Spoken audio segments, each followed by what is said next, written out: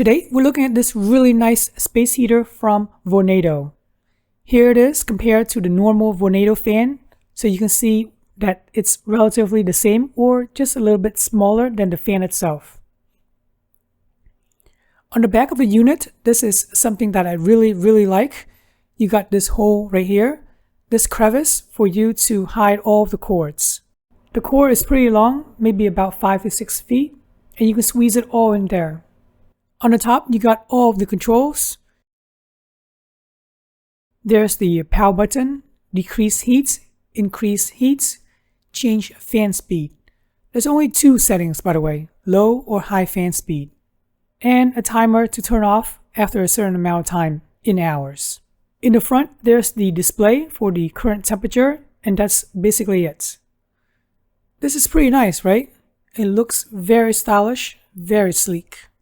There is a small IR remote controller. Some people said that they did not receive one, and I don't know why. Just in case you don't have a remote, you can always buy one from eBay. It's kind of strange that you can't find a new one from Amazon or anything. Or if you're techie enough, you can always make your own remote as seen in this video. You don't need to build the receiver part. All you need to build is the transmitter. And here is the YAML code that I decoded from my own Vornado remote. I only care about the power for now. At night, when I close the bedroom door, Home Assistant will automatically turn on the heater, and in the morning, when the door is open, the heater will automatically turn off. Size-wise, this heater is about 10 of these 13 inches laptop. 10 of them stack on top of one another to give you the same volume as this Vornado.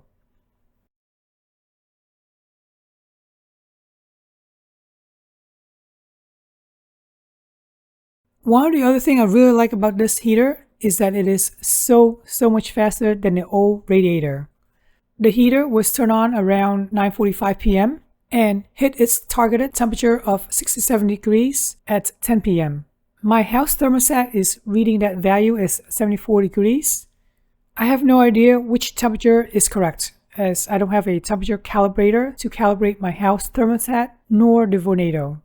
The heater does a pretty good job of hitting the set temperature and staying constant at that temperature.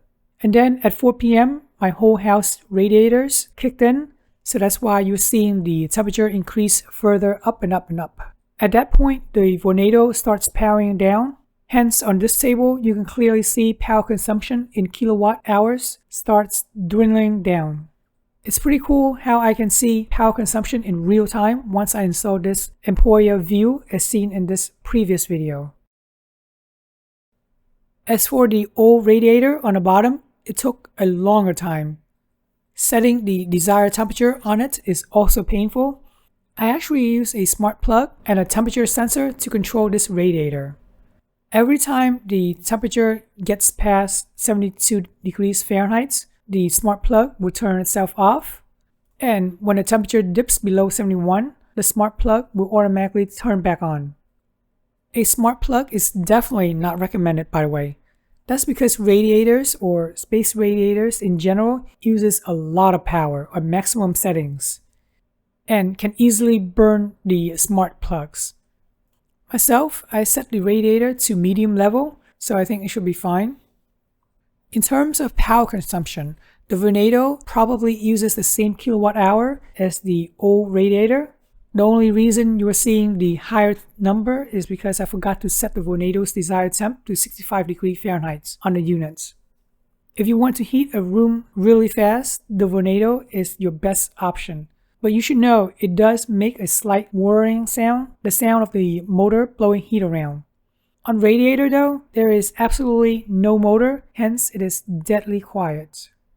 Alright, hopefully you found this video of the Vornado helpful. I really appreciate you guys subscribing to my channel, liking this video, and thanks for watching.